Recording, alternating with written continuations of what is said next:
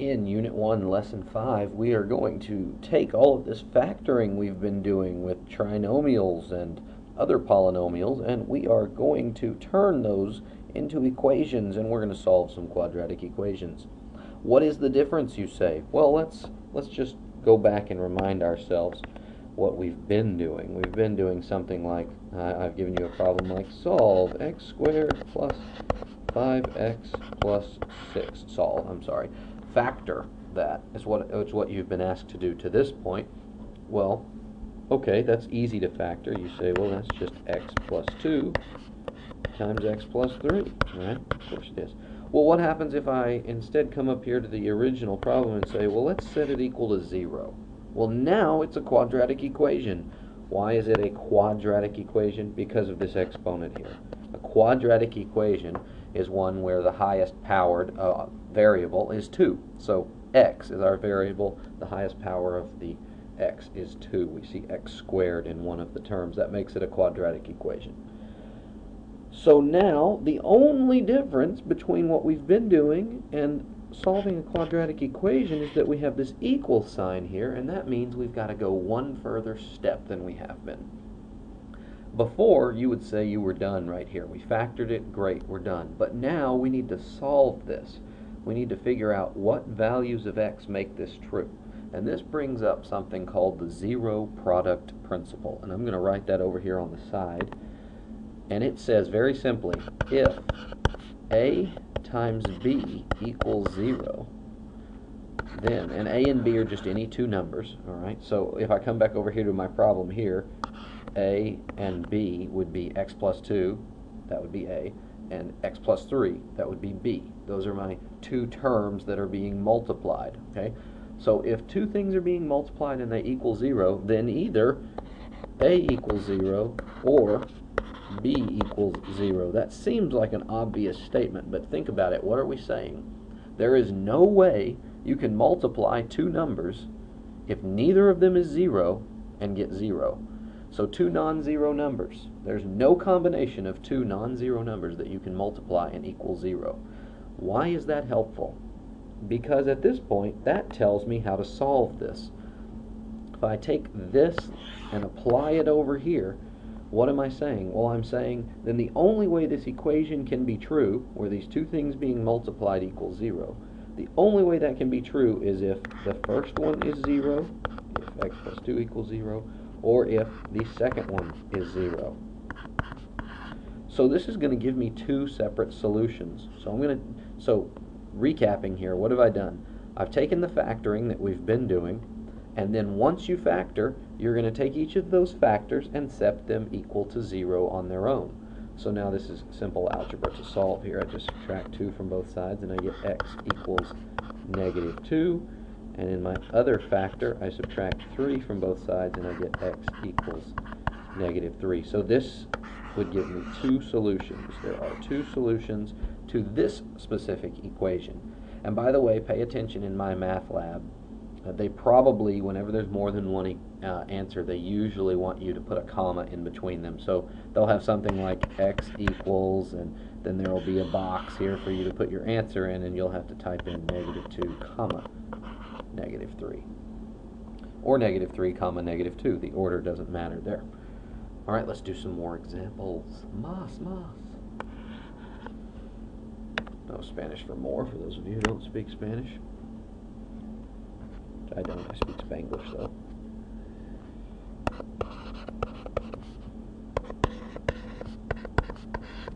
It's a very similar problem. All right, I have a trinomial on the left side, and I've set it equal to 0. So I have a quadratic equation.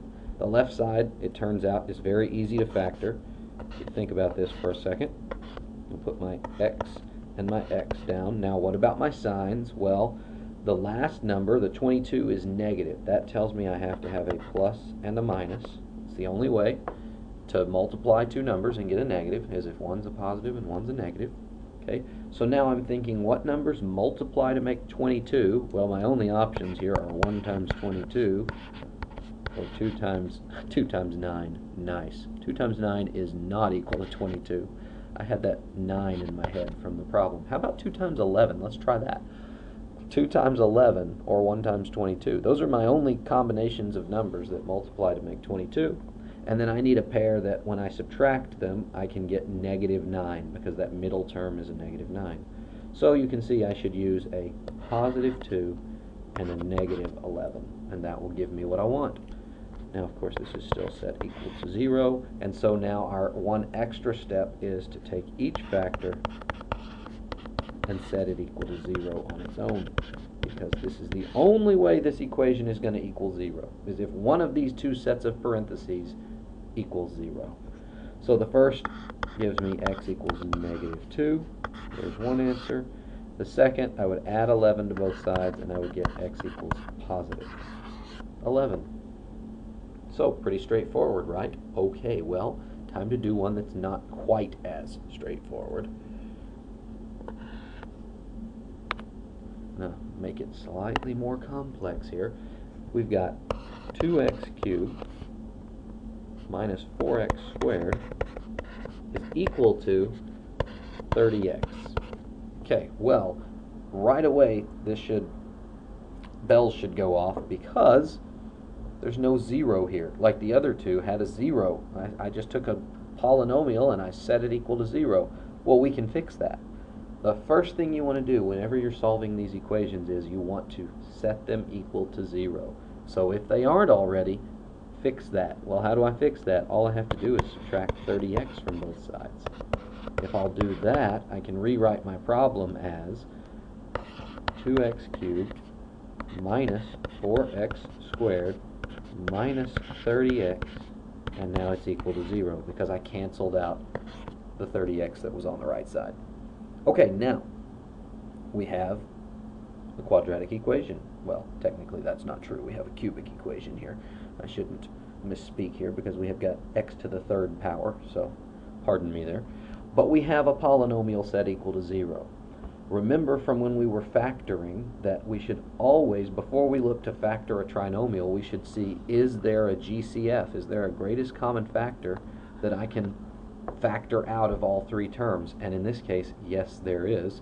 Notice that all of the coefficients are even. That tells you they're all divisible by 2. And also, each term has at least one x in it. So I can factor out an x and a 2. I'm going to do that right now. So remember, when I factor, what am I really doing? I'm really dividing each of these three terms by this factor that I'm pulling out. So when I factor out a 2x, if I take this first term, 2x cubed, and divide it by 2x, all that's remaining is x squared. I cancel out the 2, and I cancel out one of the three x's. Minus, if I divide this middle term by 2x, 4 divided by 2 is 2, x squared divided by x is x. Minus, if I take this last term, 30 divided by 2 is 15, and the x's cancel each other out. X divided by x is just 1. And that all is equal to 0.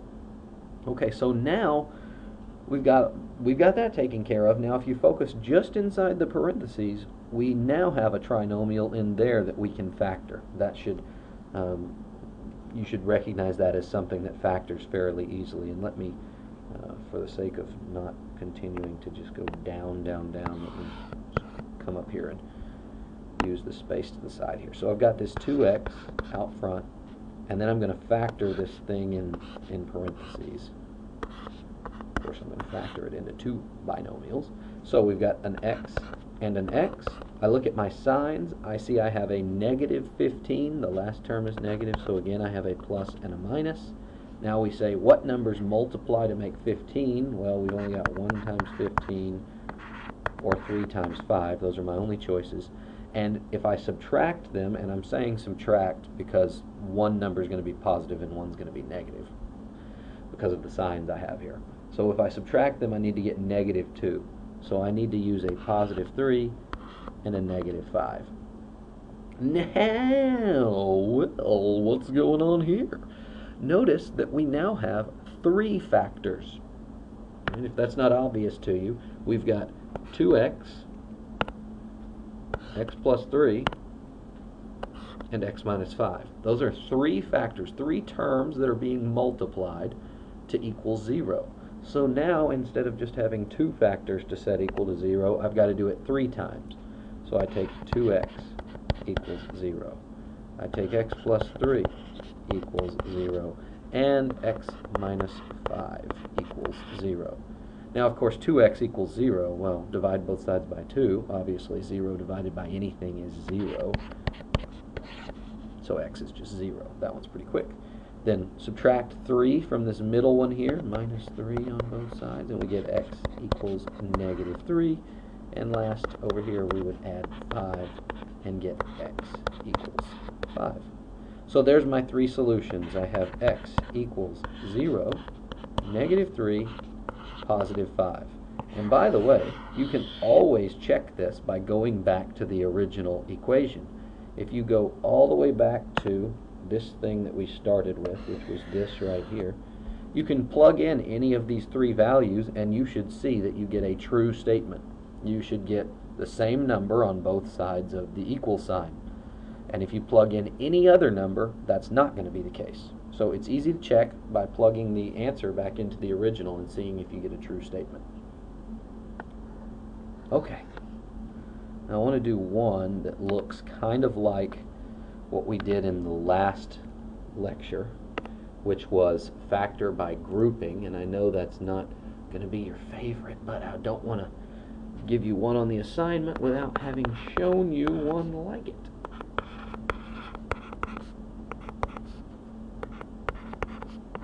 Okay, so yet again, this is not set equal to 0. We've got it set equal to negative 49. I'm going to fix that. How am I going to fix that? I'm going to add 49 to both sides. Both sides of the equation. And now I have 4x squared minus 28x plus 49 equals 0. Now again, look to see, is there something I can factor out? Well, there's no x in this third term here. 49 is just 49, so I can't factor out an x. And if you look at the coefficients, 4, 28, and 49, they share nothing in common. All right, so unfortunately, no, I cannot factor anything out. So that tells me I'm going to have to do factor by grouping because I've got a leading coefficient here that's not a 1. I've got a 4 there on the x squared, and we know that's fun. We got to do the process we did last time. So remind yourself, how did we do that? We started by multiplying a times c, which in this case would be 4 times 49. Remember, a is just the coefficient on x squared, and c is the constant, the number that does not have an x term with it. All right, 4 times 49, I know that's a big number, I'm sorry. 196. Okay, so we have 196, and now our challenge is to take this middle term, this b term, which is negative 28, and split it up using 2 numbers that will multiply to equal 196, but when we add them, we still get negative 28. Now, you may not be so familiar with multiples of 196, and I realize if I went and listed them all out, that would be a massive list, but we can actually get there pretty quick. It's not that bad. 1 times 196. You can do this yourself if you're really stuck and you can't figure out. Then just start trying to find all the possibilities. 2 goes into 196 98 times. 4 goes into 196 49 times, which we knew already because we just multiplied those numbers. 5 does not go in. 3, obviously 3 doesn't go in. I already skipped over 3. 5 doesn't go in. 6 does not go into 196. 7 does go into 196. 7 times, what is that, 28. Interesting. Yeah, 7 times 28 is also 196. 8, does 8 go in? 8 does not go in. Does 9 go in? No. 10 doesn't go in. 11, no. I'm getting there. I know I'm kind of talking to myself at this point, and you're having to listen to me talk to myself. But what I'm ultimately getting to is none of these other numbers goes in. You get up to 14, and 14 goes into 196 14 times. Those are the only possibilities. Now, you won't normally have numbers that big that you have to think about, but for the sake of this example, you do. Now, so if we've got our full list of numbers that multiply to 196, then we just need to pick out which ones could add to 28, or in this case, negative 28. Well, negative 14 and negative 14 would, so that's what we'll use. Let me get rid of my squiggle over here. So let's split the middle term into negative 14x and negative, oh, what happened to my 1 there? I don't know. Well, we'll just go with it. 14x plus 49 equals 0. I really don't know what happened with that line. Sometimes this pen plays games with me. Alright, so now that we've split it up, remember, now we group the first two and the last two. I'm going to put parentheses around the first two, and remember, I like to change this minus to plus a negative so that I can get that negative sign inside the parentheses there. Alright, now look at the first pair. What can I factor? Well, 4 and 14 are both divisible by 2, and both terms have an x.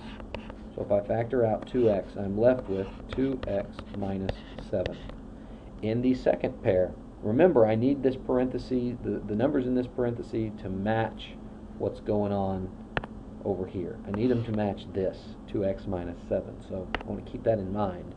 Well, if I factor out a negative 7, that will happen. Because negative 14x divided by negative 7 is a positive 2x. And positive 49 divided by negative 7 is a negative 7. Now I have this common factor of 2x minus 7 in both terms, so I'm going to factor it out. 2x minus 7 comes to the front, and this is a bit of a unique problem because notice what's left over. Well, in the first term, all that's left is this 2x. In the second term, all that's left is this negative 7. So it actually turns out that the two factors are identical. Well, if I have two factors that are the exact same, there's no reason to solve it twice. I only have to solve it once. So I only have one factor I need to set equal to 0, because it would just be repeating my work to do it twice.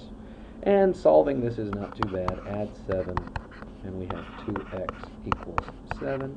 Then we divide by 2, and we have x equals 7 halves, or 3.5, but you should pay attention to the way my math lab asks you to write the answer. They'll usually say type an integer or a fraction, or they'll say if they want a decimal. Okay, there's that. One more example like this and then we'll move on. Actually, this is not like that, but one more example of this type of problem, and then we'll move on to the next objective.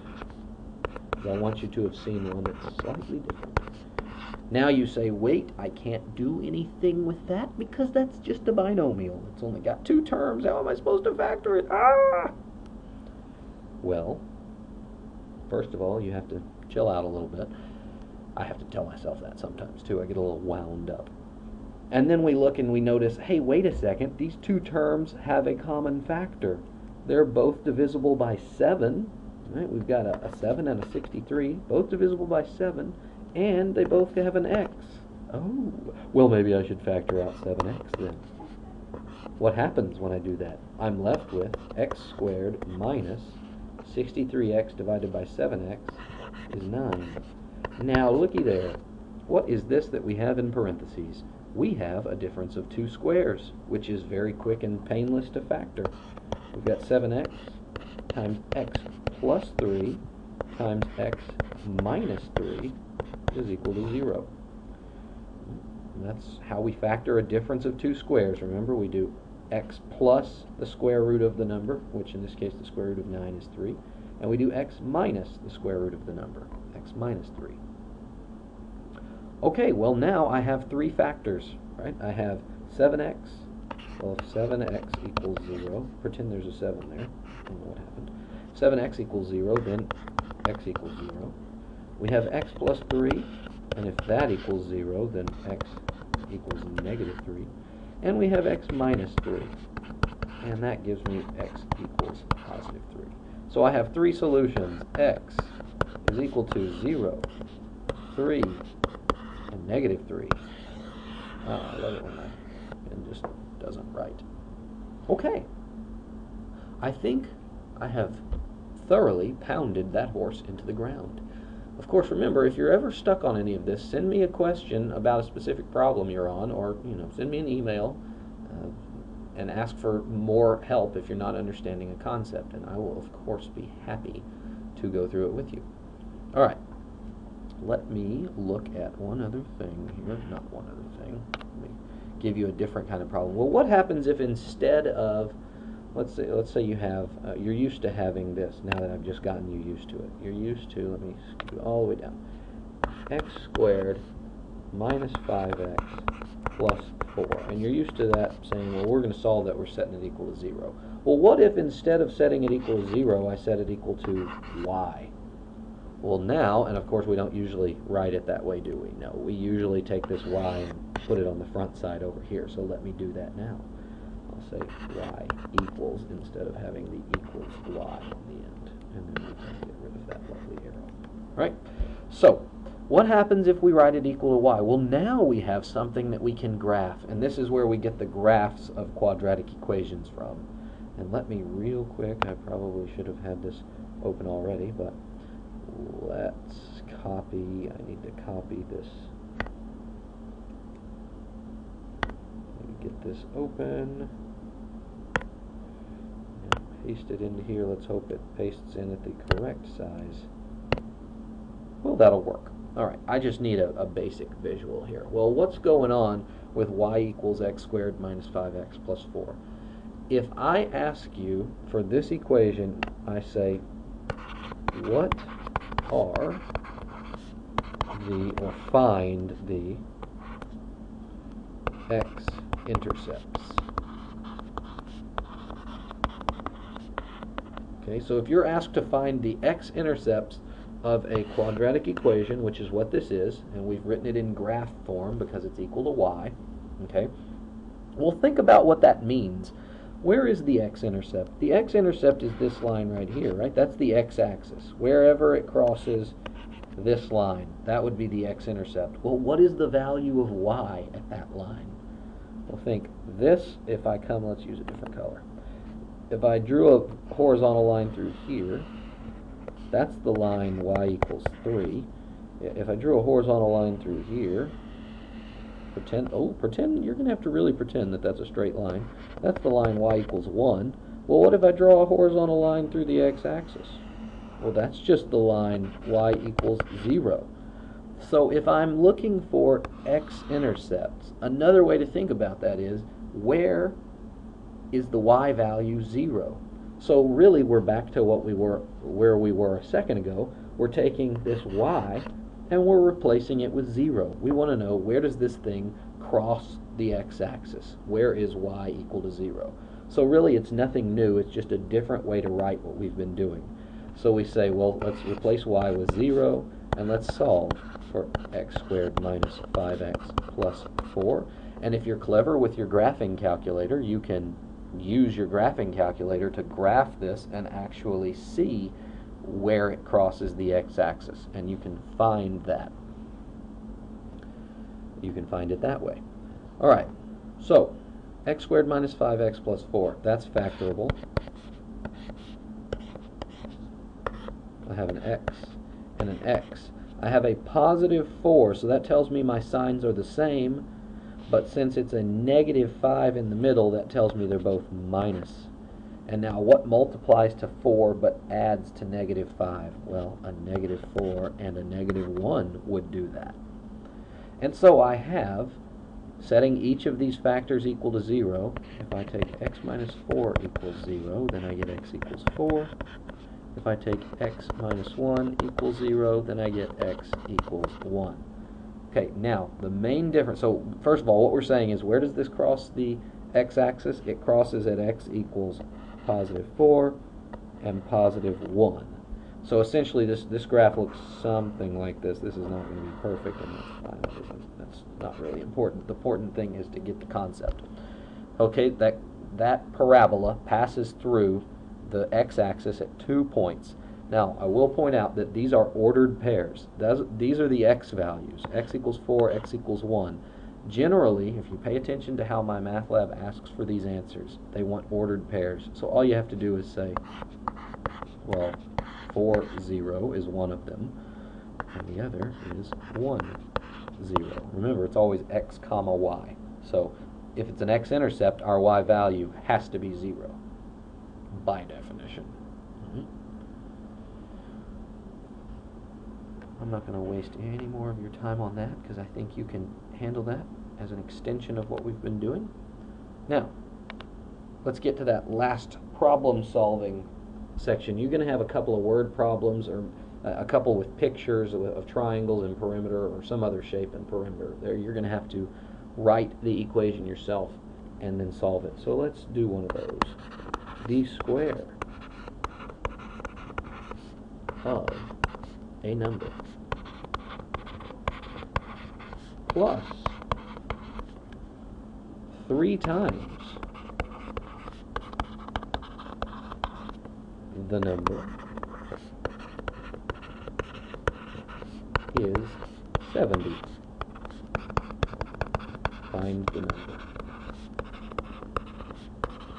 I know you enjoy getting to listen to me tap, tap, tap on the screen that much while I write. Unfortunately, this pen makes a lot of noise while it does that. Okay, so I know you all hate word problems. That's okay. You're going to survive. This is not too bad. The square of a number. Well, what's a number? You can use any letter you want, but since we're used to using x, we'll use x. What is the square of a number? Well, that's x squared. That's the square of a number. Plus, so I'm going to write down a plus sign, 3 times the number. Well, 3 times the number just means 3x. 3 times x is, and let's remember, is a key word for equals. You could read this entire problem and replace is with equals. It would still make sense. So the square of a number, x squared, plus 3 times the number, 3x, is, or equals, 70. Well, now that we've gotten through that, this isn't that bad. It's just a matter of solving this equation to find the number. So, as you'll recall, the first step is to subtract 70 from both sides, get it set equal to 0, and I have x squared plus 3x minus 70 equals 0. And now we move to factoring. We have an x and an x. We have a negative 70, so we know we've got a plus and a minus. Now, what numbers multiply to make 70, but when you subtract them, you get 3. Maybe the answer has presented itself to you fairly obviously by now, but if you're not seeing it, we've got 1 times 70, 2 times 35, 3 and 4 don't go into 70, 5 goes into 70, 14 times, 6 doesn't, 7 does, 10 times, and 8 or 9 don't. So here's what we have. What are our choices? Well, which one of these pairs could we subtract and get 3? Obviously, it's got to be the 7 and the 10. And since we want a positive 3, that means I want positive 10, negative 7. Whoa, come on, 7. And then what does that give me for solutions? That gives me x plus 10 equals 0 and x minus 7 equals 0. So I have x equals negative 10 or x equals positive 7. So in fact, when I said on this problem, find the number, there's actually more than one. And really what I should say is numbers. I should have an S in parentheses up there, because there's more than one solution. It could be negative 10 or positive 7. Okay? I'm not going to work through this entire example, but I am going to give you just one more thing to think about. And that is, just a second, let me pull it up here. Alright, that is, if you're going to have one of these problems, and this is actually directly off of your assignment, so this will help you get started on this problem. This is problem number 14 on your assignment. Now, your numbers may be slightly different than what I'm writing down here right now, but it will be a very similar problem. This is problem number 14, like I said, from the Lesson 5 assignment. So we have 4 sides of this polygon here, and we are told that the perimeter of this quadrilateral is 40 centimeters. We're told that the perimeter is 40. Well, how do we get perimeter? That just means the distance all the way around, right? So if you go all the way around this shape and add all those sides, you should get 40. So when you go to set this up, that's what you're going to do. You're just going to add them all up. Let's see, I'm going to start with this side over here because it's got the x squared in it. It really doesn't matter. X squared minus 2x plus 2x minus 2 plus x plus 4 plus x plus 3. All of that must equal 40. Now, I'm going to stop there because I'm going to let you finish this problem on the assignment. But what are you going to do? Well, you're going to combine all of your like terms on the left, which you've got quite a few of, to combine there. You're going to bring that 40, you're going to bring this 40 over to this side so that we have it set equal to 0, and then solve it just like any other quadratic equation. But in this problem, you're not just asked to find x, you're asked to find all 4 side lengths. So I want you to think about this. You're going to get an answer, well, where one number is positive and one is negative. Let's say you got, this is not the solution, I'm just making these up. Let's say you got x is 7 and negative 6. I haven't worked to this problem out, so I don't know if that's right or wrong. Well, think about the possibilities there. Okay, if x were negative 6 and you take this negative 6 and you go to plug this thing in over here, you're going to start getting negative values, which makes no sense because this is an actual shape with physical distance and you cannot have negative distance. So keep that in mind. You're going to get 2 solutions to this problem for x, but only one of them is going to be valid. Only one of them is going to give you side lengths you can actually use. So don't plug in the one that does not work. Alright, I know that was a little long, but there was a lot to cover in this lesson. Please always feel free to email me if you need more help.